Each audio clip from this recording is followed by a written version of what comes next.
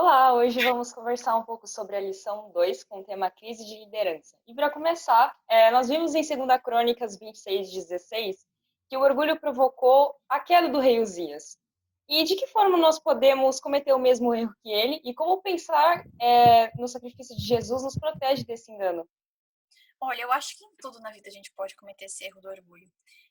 Eu vi recentemente um curso que eu estava fazendo que o próprio teólogo estava comentando, né, a questão do perigo da gente, às vezes, ter, isso é só um exemplo, tá? Mas tanto conhecimento que a gente começa sendo uma pessoa orgulhosa porque fala, nossa, olha o tanto de conhecimento que eu tenho. E eu acho que isso é para todas as áreas da vida, não importa se é conhecimento, se é a forma de ser, sabe? Eu acho que isso é para tudo. Mas uma coisa que me veio à mente que para a gente conseguir se proteger disso é sempre estar, como você bem disse, com os olhos para a cruz. Porque nela, todos nós somos iguais. Porque todos nós somos pecadores e a gente sabe quem Deus é.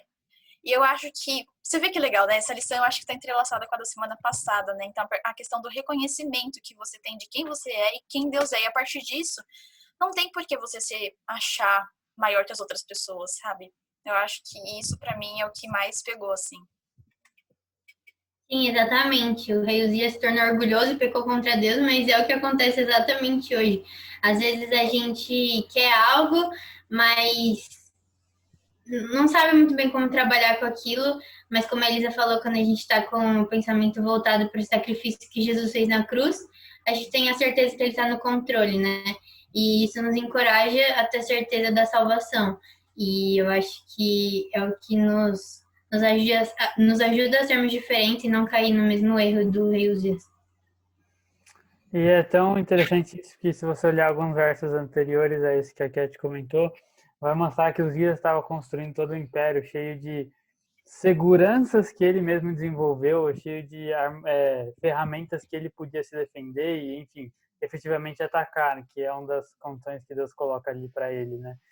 Então a gente consegue perceber que quando o protagonista da nossa caminhada se torna nós mesmos, aí as coisas começam a ocorrer de uma forma não tão boa. E quando a gente tem uma cruz como princípio e como pilar fundamental da nossa existência, o foco é ali. Então, tudo que eu for fazer é por méritos da cruz e por méritos de Cristo. Então, eu acho que esse é o ponto principal. É onde que praticamente nossa visão está e onde que está fundamentado tudo isso. E o interessante da história de Osias é que, assim, não é uma história que começou errada, né? Digamos assim, que já começou dando ruim e ele fazendo escolhas ruins. Não, ele começou fazendo coisas legais, ele começou a fazer coisas boas. Mas em um momento do caminho, ele se desviou. E foi isso que o Gustavo comentou aqui. Então a gente também vê que essa aceitação, né, de Cristo, ela não aconteceu no momento no passado, ela não vai acontecer no momento no futuro, ela acontece no presente, no agora, né? A cada momento que você está vivendo, que você está fazendo algo, decidindo algo no agora, é onde essa aceitação de Cristo acontece. Porque se em algum momento eu deixar de aceitar Cristo, né, de olhar para a cruz, durante essa caminhada eu também estou muito, digamos assim, passível de cometer os mesmos erros que Osias cometeu, né? Sim. E nessa caminhada, como o Matheus comentou, todos nós já passamos por momentos em que tudo parecia perdido, totalmente sem solução. Mas como Deus sustentou a fé de vocês nessa crise e o que vocês aprenderam com isso? Olha, pra mim, tem algumas coisas, né?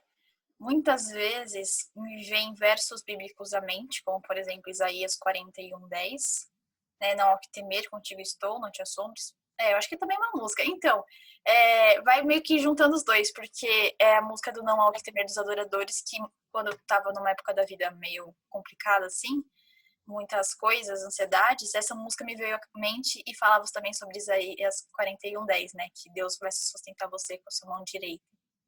E João 16:33, né? No mundo vocês vão ter aflições, mas não se preocupem porque eu venci o mundo. Essas são só algumas dessas, né? E também, em especial, acontece comigo que às vezes eu abria o Instagram e parecia que Deus estava me dando uma resposta por algum post que eu via por lá. E era muito doido. Isso aconteceu mais de uma vez. E eu acredito que Deus, ele, o que me trouxe, né? Olha, Elisa, realmente não é fácil, né? Se fosse, né? Mas não é fácil.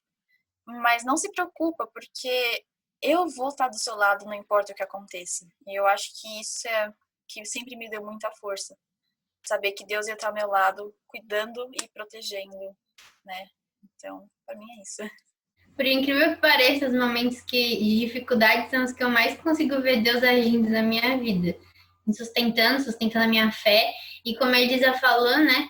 Ele nunca disse que a gente não passaria por aflições, não teria momentos difíceis, mas, por outro lado, ele falou que em todo tempo, nesses momentos difíceis, ele estaria do nosso lado. Então, eu acho que é o que nos conforta e nos dá força quando a gente está passando por algum momento difícil.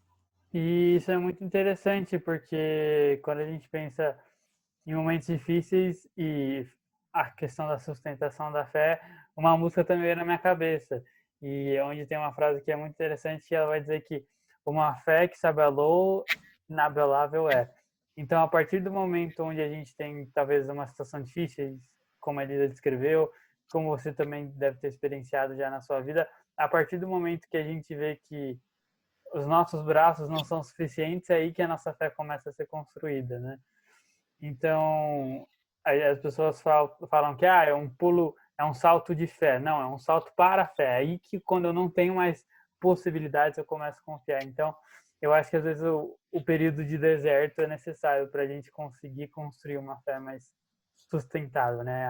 A gente precisa se abalar para construir algo mais inabalável. E eu até vou mencionar aqui todo mundo, né? Porque você vê, o legal de ser o último a comentar é isso, né? Você vê que quando a gente falou como a nossa fé, ao passar pelas provações, né, mudou, você viu que cada pessoa aqui que comentou teve uma experiência, falou de uma música, falou da Bíblia, falou de uma experiência do relacionamento com Deus. Eu acho que é exatamente isso. A gente fica firme nos momentos de provações, porque isso reflete o nosso relacionamento com Deus nos momentos de tranquilidade, né? No momento que eu estava tranquilo lá e eu orava, eu me relacionava com Deus, e aí quando vem no momento de provação, como o Gustavo falou, eu me sinto um pouco mais assim, não digo confiante, porque confiante a gente não fica, mas a gente olha para Deus e fala, pode fazer o seu trabalho, sabe? E eu também vou compartilhar que me vem à cabeça o verso que está lá em Josué, eu não me lembro agora. Elisa, você lembra qual que é o versículo de Josué? Que diz assim, não tema, seja forte e corajoso, pois eu sei... Eu acho que é Josué 4:6, alguma coisa assim. É um 9, é um Também tem 9. parecido em 2 Crônicas 15:7, que é parecido com esse também. Que fala, não tema, seja forte e corajoso, porque eu sou o Senhor teu Deus, te tirei da terra do Egito e estarei contigo. Então acho que é bem isso, sabe? É nesse momento que, como o Gustavo falou, a gente, sabe, segue em frente, porque Deus, se você dá um passo para frente, Deus ele já arrumou o caminho, sabe?